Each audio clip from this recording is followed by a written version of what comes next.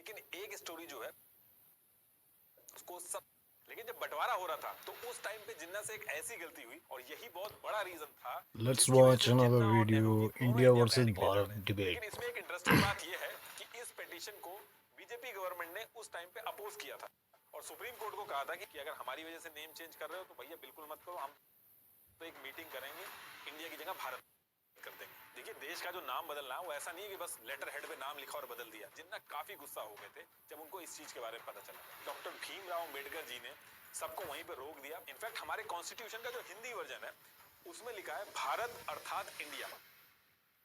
देखिए आज भी हम में से कुछ लोग समझते हैं कि इंडिया जो नाम है ये ब्रिटिशर्स ने दिया है, जो कि गलत है। लेकिन उससे भी ज्यादा जरूरी ये है कि इंडिया और भारत दोनों नामों में से एक्चुअल नाम कौन सा यूज होना चाहिए, लीगल स्टेटस क्या है इन दोनों का। जब ये दोनों नाम रखे जा रहे थे तो उस पर्टिकुलर टाइम पे पार्लियामेंट के अंदर क्या क्या डिस्कशन हुए और क्यों सिर्फ यही दोनों नाम रखे गए। जिन्ना को क्यों बुरा लग रहा था जब हमने इंडिया नाम यूज किया, ऐसा क्या फायदा हो रहा था उस टाइम पे इंडिया नाम रखने से, जो जिन्ना और नेहरू जी दोनों इसके पीछे पड़े हुए थे। और ये जो इंडिया वर्सेस भारत का करंट इशू चल रहा है वो है क्या, ये सब आज आपको बहुत ही अच्छे से समझ में आ जाएगा कि हम जिस देश में रहते हैं उसका नाम रखने के पीछे असली वजह क्या है और ये नाम आए कहां से। भारत भारत इंडिया वर्सेस भारत शुरुआत पर बोले हैं Jaishankar, India that is Bharat, which is there in the constitution. कल मान लीजिए कि इंडिया अलायंस ने अपना नाम बदल के भारत रख दिया तो फिर भारत भी बदल देंगे। देखिए सिंधु नदी, इंडिया और भारत के नाम को लेके मल्टीपल स्टोरीज है, लेकिन एक स्टोरी जो है उसको सबसे ऑथेंटिक माना जा सकता है क्योंकि उसका आज की डेट में भी रिटर्न प्रूफ है ऋग्वेद के मंडल 7 और मंडल 10 में। अभी बताऊंगा मैं आपको आगे, तो थोड़ा सा वैदिक एज में जाना पड़ेगा हमें। देखिए ये है सिंधु नदी जो तिब्बत से निकल के पाकिस्तान वाले एरिया से होते हुए अरब सी में गिरती है। फिर ये यहाँ से झेलम नदी निकलती है, फिर यहाँ से चेनाब नदी निकलती है और ये दोनों आपस में मिल जाती हैं और फिर ये निकलती है यहाँ से रावी नदी और ये जो आप देख रहे हैं यहाँ से निकलती है ब्यास नदी और सतलुज जो है वो यहाँ से निकलती है। ये पांचों मिलके सिंधु नदी में मिल जाती हैं और ये साइड से यहाँ से आती है सरस्वती नदी। तो ये टोटल मिलके 7 नदियां हैं। अब ये यहाँ पे हरियाणा और पंजाब के पास में एक एरिया था और इस एरिया को सप्त सिंधु कहा जाता था। ये जो सप्त सिंधु का रीजन है इसको लेके अलग अलग थ्योरी है, तो एक्चुअल एरिया कौन सा है इसको लेके हर जगह पे आपको कंफ्लिक्ट मिलेगा, इसलिए रफली आपको मैं दिखा रहा हूँ। अब क्योंकि यहाँ पे 7 नदियां हैं और सिंधु को मेन नदी माना गया तो इस एरिया को सप्त सिंधु कहा जाने लगा। और सप्त सिंधु जो एरिया था यहाँ पे एक ट्राइब रहती थी, यानी कि जनजाति रहती थी, उसका होमलैंड था और उस ट्राइब का नाम था भारता। और इस भारता ट्राइब के जो राजा थे वो थे राजा सुदास। तो ट्राइब जो थी उसका नाम था भारता और जियोग्राफिकल एरिया जहां पे ट्राइब रहती थी उसको बोला जाने लगा सप्त सिंधु। ये चीज याद रखिएगा, यहां से ही इंडिया और भारत दोनों के नाम निकलते हैं। अभी आगे बताऊंगा आपको। अब इसके बाद होता क्या है कि अराउंड 14th सेंचुरी का टाइम था और इस भारता ट्राइब के ऊपर वेस्ट की तरफ से पुरु ट्राइब थी एक, उसने 9 और ट्राइब के साथ मिलके यानी कि टोटल 10 ट्राइब एक साथ मिलके इन्होंने भारता ट्राइब पे हमला कर दिया। ये बहुत ही फेमस लड़ाई है, इसको बैटल ऑफ 10 किंग्स के नाम से जाना जाता है।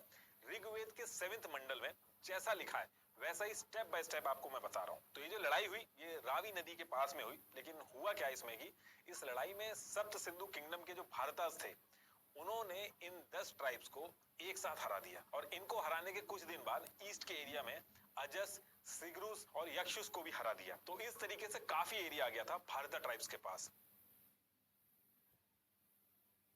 This man is just wasting time. सप्त सिंधु भारता ये वो फालतू की हिस्ट्री सुना रहा है। तो ये सत्य है कि हिंदू शब्द सिंधु से उत्पन्न हुआ और इंडस शब्द भी सिंधु से ही उत्पन्न हुआ है। तो वह सप्त सिंधु का क्षेत्र जो है ये पूरे पंजाब और सिंधु नदी के आसपास के एरिया को कहा जाता था। और जो है इस सिंधु घाटी को से ही हिंदू शब्द की उत्पत्ति हुई। और ये जो ये क्या बोलते हैं इंडिया शब्द, ये जो है ग्रीक कल्चर में सिंध को इंडस कहा जाता है। तो वो इस एरिया के लोगों को इंडियंस कहा करते थे। तो ये वर्ड जो है ग्रीक कल्चर से आया है, सिंध को इंडस बोलने की वजह से। तो सिंधु क्षेत्र, इंडु क्षेत्र, वो वही इंडस वैली उनके पॉइंट ऑफ व्यू में था। लेकिन ये वर्ड जो है इंडिया जो है भारत में फेमस किस समय हुआ? भारत में ये फेमस हुआ अंग्रेज़ों के दौर में। बाकी भारत के जनमानस में ये शब्द उतना फेमस नहीं था। India word is not that much famous in India.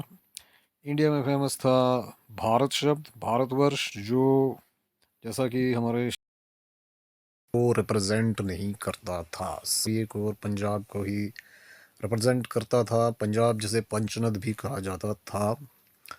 तो भारत, होल ऑफ इंडिया, ये भारत शब्द जो है ये पूरे सब कॉन्टिनेंट को रिप्रेजेंट करता है।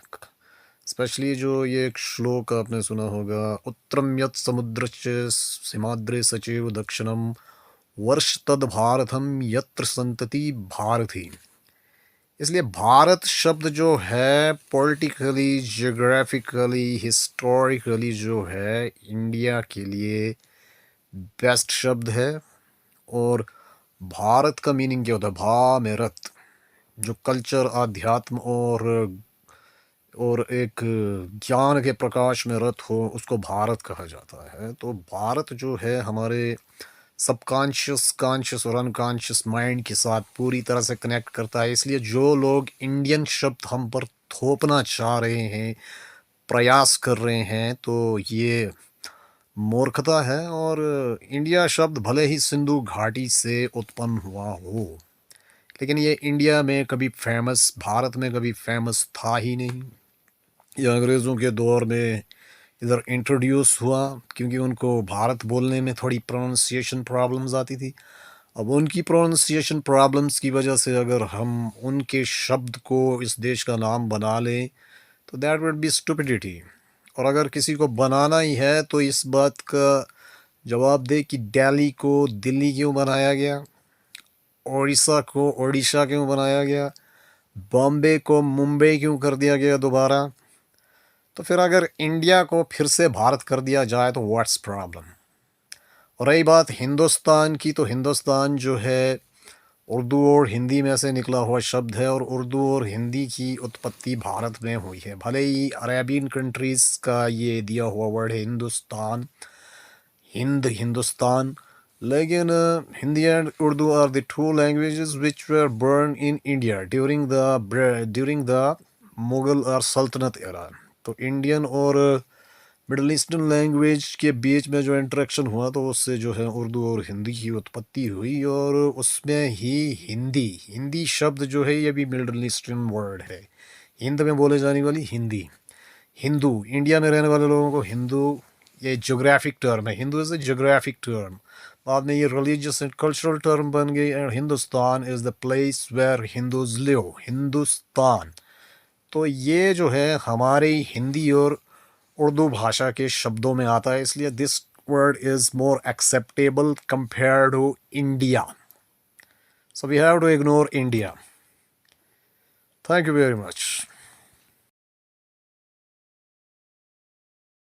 और जो ये लोग कह रहे हैं कि नाम बदला जाएगा, तो उसमें फिर हर चीज़ का नाम बदलना पड़ेगा और इसमें खर्चा बहुत आएगा।